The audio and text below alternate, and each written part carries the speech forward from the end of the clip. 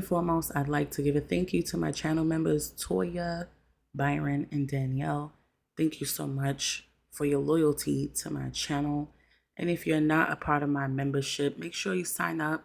There's some extended, uncensored videos on there. Everything that the general public sees, you get to see first, but with uncensored and extended content. So let's jump right into today's story. Today, familia, we're headed south to the state of Louisiana, rich in culture, the birthplace of jazz, personally one of my fave genres of music, also where most people would prefer to eat their gumbo, and of course, the home of Mardi Gras. And from what I hear, some of the most welcoming and friendliest people hail from the Pelican State. One of those people being who our story is about today. Let's get into a brief background of a Louisianian, Mrs. Linda Josephine FRICKEY. Linda, born November 22nd, 1948, grew up in West Wego, Louisiana, located in Jefferson Parish. She comes from a pretty large family with both her parents and 6 siblings. She grew up knowing how to speak Cajun French, a variety of French spoken in South Louisiana, originated in the language spoken by the French and Acadian people that settled in Louisiana from its early period of European colonization. According to my research, West Wego is a suburban community of New Orleans in the greater NOLA metropolitan area and lies along the west bank of the Mississippi River. Now, if any of my subscribers are from Louisiana or familiar with the city of West Wego and want to add a fun fact or two in the comments, feel free to do so below. In the late 80s, she married her husband Ricky FRICKEY, and they went on to have 2 children of their own. She had 4 grandchildren and a gang of nieces and nephews. Although she was a licensed cosmetologist, she really only did makeup on her friends and family. However, she did work as an agent for Security Plan Life Insurance and went on to work for them for a whole 28 years. She was so dedicated to her job that the families she helped, she ended up being really good friends with. And Linda was a social butterfly in her area anyway. Everywhere she went, she knew someone, and if they weren't friends already, she was making new friends. And one of her favorite things to do was to shop till she dropped, especially with her granddaughter Prudence. And she just really loved being with her family. She and her sisters would meet consistently for what they called the hen party, cute name. Now, I just mentioned how Linda was working for the insurance company for basically a whole lifetime. However, she was looking forward to retiring from it just last year, November of 2022 to be exact. Until then, she still got up regularly to clock in, tend to her clients, and clock out. But unfortunately, Linda would never get the chance to see that retirement date. You see, it was a Monday afternoon, approximately 1:30 p.m. on March 21st, 2022. Linda was leaving work located in a New Orleans mid-city neighborhood as she would any other day. She walked to her vehicle, a 2021 gray Nissan Kicks, and was placing some things into her car and sat for a brief moment before getting ready to head home. However, little did she know, there were 4 teenagers who were zeroed in on her with a heinous plot. The teens, John Honor, who was 17 at the time, now 18, Brenia Baker, who was also 17, Lenira Theophile, 16, and Markel Curtis, also 16. And here on your screen, you can see the teenagers like sharks circling and plotting on this vehicle, coming towards it from different angles, and then eventually snatching the car doors open and forcing themselves into her car while violently snatching Linda out of the car. John opened the driver's door and sprayed mace in her face, while she also got her face stomped in as a result of her begging the teens to just please stop what they were doing. But what's so fucked up about this is Linda didn't get a chance to really exit the vehicle. You see, as the teens got into the vehicle with John as the driver, he took off speeding, and as he sped off, Linda took off with them too, but in the most vicious way. You see, Linda's arm had gotten stuck in the seatbelt, so as John was driving, Linda's whole body got dragged with the vehicle. Her clothes got ripped off, leaving her naked. Her body was skinned, and her arm was ripped off in the process, completely detached from her body, ultimately killing Linda right there at the scene. Later, her official cause of death was found to be a result of blunt force injuries. A witness stated they heard blood-curdling screams as the vehicle went flying down the street, and nearby resident Todd Eckernick said he saw the speeding car dragging the woman by the seatbelt. She was dragged for almost an entire block on North Scott Street. Todd said, quote, "The door had been closed on the seatbelt and she was stuck in it. I got out of my vehicle screaming, 'Please stop.' Other neighbors were also screaming," end quote. Another neighbor named Leanne Mascar said, quote, "She was screaming and she was screaming to please let her go, and then they slowed down and opened the door to kick her out. As soon as I saw her, I screamed. I just started running for her. I thought if I could somehow, I don't know what I could do, but I thought if I could dislodge her from this car. When I looked down, her body was already there, and her arm it's just not something you expect to see. She was laying there naked, and I thought the indignity she just suffered, it was already too much," end quote. Leanne's husband, Mark Mascar, who sat with Linda until the ambulance got there, said, quote, "Just to sit beside a woman who's a mother or grandmother and watch her fade away. As my wife said, we were praying. I was telling her to hang in there because every time I heard a siren, I was hoping and praying it was the ambulance. I kept telling her to hang in there, breathing. Her eyes were moving. I've never seen something so horrific," end quote. Police recovered Linda's car about 13 blocks away from where it was originally parked. Tim Levy of the Greater Mid-City Business Association told WWL-TV that people who lived in the area were all happy and things were pretty positive up until this happened, and that everyone felt like they needed to buy guns for their protection at that point.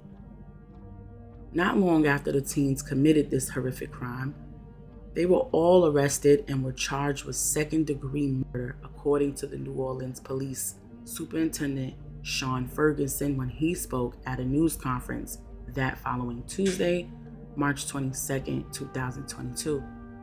Now, the parents of a couple of the teenagers involved reached out to police as soon as they heard about what happened when police released pictures of the teenagers, asking for help identifying them. The parents of one of the girls contacted police and turned their daughter in, and the parents of John also turned him in. Then a search warrant was issued for one of the girls who hadn't been turned in. She was arrested at home, and the other young lady turned herself in on Tuesday afternoon, according to Sean Ferguson. He said, quote, "I want to commend them for doing the right thing. We absolutely need more parenting like that," end quote. A few days after Linda's untimely death, friends and family gathered around to remember Linda and spoke to how kind of a person she was and how cowardly the teenagers were for targeting an elderly woman. They said they hoped to have been able to start a foundation in Linda's name to pursue higher penalties for crimes against elderly people. Her family requested that the second-degree murder charges be upgraded to first degree and for the teens to be tried as adults. Sean Ferguson said he also requested the same from District Attorney Jason Williams. Several days after this, on Monday, March 28th, 2022 at 11 a.m., a funeral mass for Linda was held in the chapel of West Side Leeds Egan Funeral Home. 5 months went by, and on Friday, August 12th, 2022, the 4 teenagers who viciously robbed and murdered Linda made an appearance in the Orleans criminal court for a bond hearing. It was 9 a.m. when half the courtroom was occupied by the relatives of the 4 teenagers and their attorneys. The attorneys made a request to the judge, Judge Kimya Holmes, that the bond for the criminals be reduced down to a mere $50,000. However, Judge Kimya Holmes, who said this was the most serious case she'd ever seen, and decided that each of the teenagers would continue to be held on a $1 million bond. The teenagers weren't the only ones with supporters in the courtroom.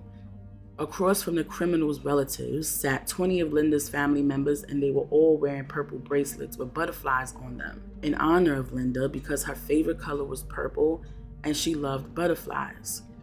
They told a journalist at the courthouse how happy they were when the judge stood on business for the $1 million bond. One of Linda's sisters said, quote, "I would have jumped up for joy if I could have. She needed to keep that bond where it was. She really did. We want all of these crimes to pay. These young adults be charged as adults. We want future children to realize that you can be charged as an adult." After this, the next court date wasn't scheduled until the following year, April 3rd, 2023, where it was definitive that the teens would be tried as adults. On the 1-year remembrance of Linda's death, March 21st, 2023, Linda's family held a memorial in honor of Linda at her gravesite at Restlawn Park Cemetery and Mausoleum in Avondale. Even down to the time of her murder, Linda's family was outside at 1:30 in the afternoon with balloons, gathered around wearing hints of purple and Justice for Linda t-shirts, supporting each other in their time of grief. And right around this time is when it was revealed that one of the teens, Lenira Theophile, was deemed incompetent for trial at that time. Apparently, she had been suffering with severe depression and would be sent to stay in a mental health facility for 60 days before being reevaluated in May. The other teenagers involved were scheduled for their April 3rd trial date. The news of Lenira not having to show up to the trial in April was very upsetting for Linda's family, and rightfully so.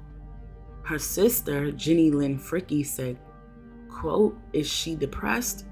Probably so, but are we depressed? Definitely. You know you did this. You chose this. We're depressed for a different reason than she's depressed, and we're not considering ourselves incompetent. We're competent. We're coming to court. We want justice." End quote.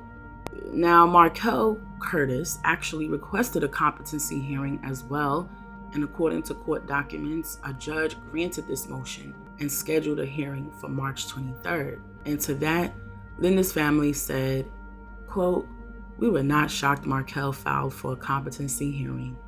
We feel since they were denied separate trials, this is a maneuver by the defense team to delay processes and have separate trials. No matter how many trials they have, the evidence will not change, and we will continue to fight for justice." End quote. On March 30th, 2023, according to thelensnola.org, DA Jason Williams did charge the teens as adults with second-degree murder, and if found guilty, could face mandatory life in prison with the possibility of parole after 25 years. This was a very controversial move for DA Williams because, you see, when Williams was campaigning for his position as district attorney, he apparently made promises to keep all cases involving minors in juvenile court. He always included research in his speeches, highlighting that the brain development for the youth indicated how they were more prone to fall for peer pressure and engage in things they shouldn't, not realizing the consequences they'd have to face based on their choices. However, in the case of Linda FRICKEY, all those promises he made didn't apply, and he got some backlash for that. Although prosecutors never introduced the idea that the teens murdered Linda with the intention to kill her, Williams was still charging them with second-degree murder, when generally for a murder charge, you have to prove that there was intent. Legal scholars, attorneys, and advocates all disagreeing with said decision of the DA. And to support their argument, it was emphasized that none of the teens didn't have any deadly weapons with them, and 2 of the girls present didn't have any physical interaction with Linda at all. Also, surveillance video shows that Markel was only in the car for a few seconds and jumped right out of the vehicle before the other teens took off, resulting in Linda's demise. Prosecutors decided to charge the teens using the felony murder rule, where under Louisiana law, someone could still be charged with second-degree murder even if they had no intent to kill or inflict great bodily harm. If the results of their felony crime leads to a person being killed, which in this case, Linda was killed in the midst of a robbery committed by the teens. The whole concept of felony murder had been harshly criticized by legal scholars and progressive groups, in which D.A. Williams was once part of. Felony murder is said to have resulted in harsh prison sentences, and it would mainly impact people of color and women. And applying it to minors will only contradict the scientific evidence that they are unable to consider consequential outcomes. However, as you can imagine, Linda's family didn't care about the scientific nothing. They made their desires very clear for the teens to be prosecuted as adults and face the harshest punishment possible. And it seems to me that D.A. Williams agreed, as he defended himself, arguing that in the juvenile system, the harshest penalty would have been for them to be incarcerated until their 21st birthdays, which just isn't sufficient enough of a punishment for the crime that was committed. Williams stated, quote, "I know that there are some in this community who will absolutely say that I am wrong for charging these 4 young people as adults. I say it was wrong of them to prey on and kill one of our elders. It was wrong to ignore her cries for mercy, which are embedded in the neighbors' minds and hearts and ears who were out there at that crime scene. It was wrong to take her life," end quote. Well, April came and went, and the trial date was pushed back, infuriating Linda's loved ones and leaving them on edge. Initially, it was going to be pushed all the way back to March of next year, 2024, but the Louisiana Supreme Court said the March 2024 date was an abuse of discretion, so the date was pushed up to November 20th of this year. And remember, I told you how one of the teens, Lenira, was sent to a mental health hospital for 60 days and had a competency hearing she had to attend after being excused from the original April 3rd trial date. Well, at the hearing on May 25th, she was found competent to stand trial. The hospital she was staying at actually requested for her to be transferred back to the Juvenile Justice Intervention Center. Judge Kimya Holmes also found her codees competent to stand trial as well. November 20th came, and the 3 teenage girls involved, Markel, Lenira, and Brenaya, all pled guilty to reduced charges of attempted manslaughter ahead of the trial, and were sentenced to 20 years each with a minimum of 15 years. John Honor, who is now 18 years old, was still facing a charge of second-degree murder that potentially held a life sentence. He surprisingly pled not guilty to the charge, and I think that was a pretty arrogant decision of he and his attorney. D.A. Williams said the strategy behind it was simple, because if he pled guilty, then he would be going to prison for life indefinitely. But if he pled not guilty, it gave his attorney a chance to find holes in the prosecution's argument. His court date was set by the judge for the following Monday, November 27th, 2023.